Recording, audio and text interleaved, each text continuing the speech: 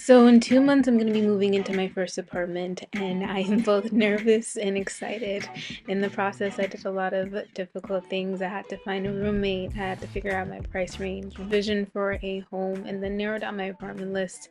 So in this video, I will be talking about how I did just that. So the first thing that me and my roommate did initially, even during our very first meeting, was to set the vision that we had for our home. Some things that were both important to us. For me, it was taking walks in the morning, so I knew I needed some sort of nature. We both needed a place that had a 4.0 rating or an in-unit laundry or an elevator. But we sat down and we defined the things that the apartment that we wanted had to have.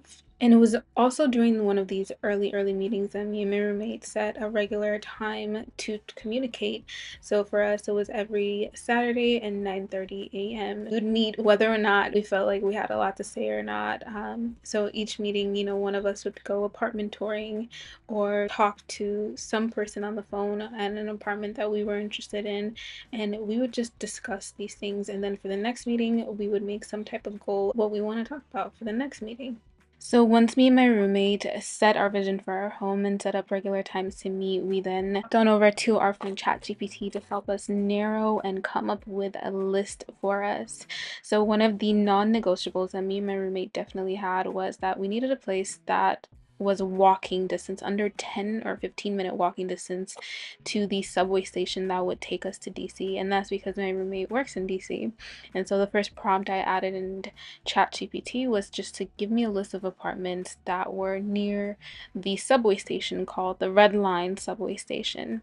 And so it gives me this list, and then I tell ChatGPT to narrow down this list even further by giving me 10 specifically above a 4.0 rating and under a 15-minute walk. And so something that would have taken me hours to do, ChatGPT, just as you guys are seeing right now, has done in a couple of minutes. And then I type in another message in ChatGPT and ask it to narrow down this list even further by the amount that me and my roommate have to pay per month. And so our budget is around 2,800, but here I'm gonna tell it, narrow down this list to give me apartments under $3,000. And so you guys are gonna see ChatGPT do its magic again. There's this famous YouTuber with over 7 billion subscribers, and his name is Ali Abdul, and he talks about how ChatGPT, if you're not using it as sort of using a cow to plow a field instead of a tractor, it's very unproductive.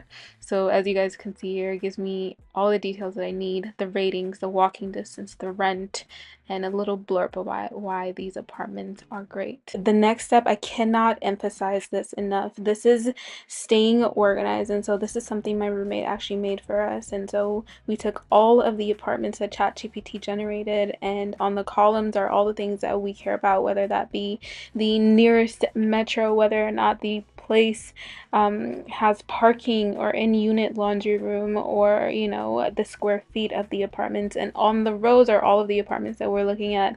So at the end, when we've narrowed it down to two or three, we can easily decide based on size or rent or any other feature which apartment we like better. All right guys, I know I say this a lot, I've been saying this a whole bunch throughout this video, but the last and probably really important step in the whole process of apartment hunting is going on apartment tours.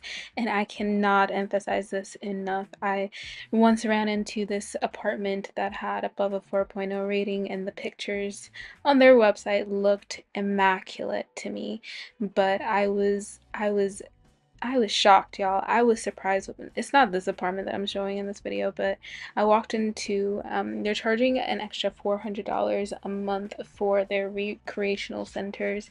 And when I tell y'all, their equipment was outdated and sort of a little bit old.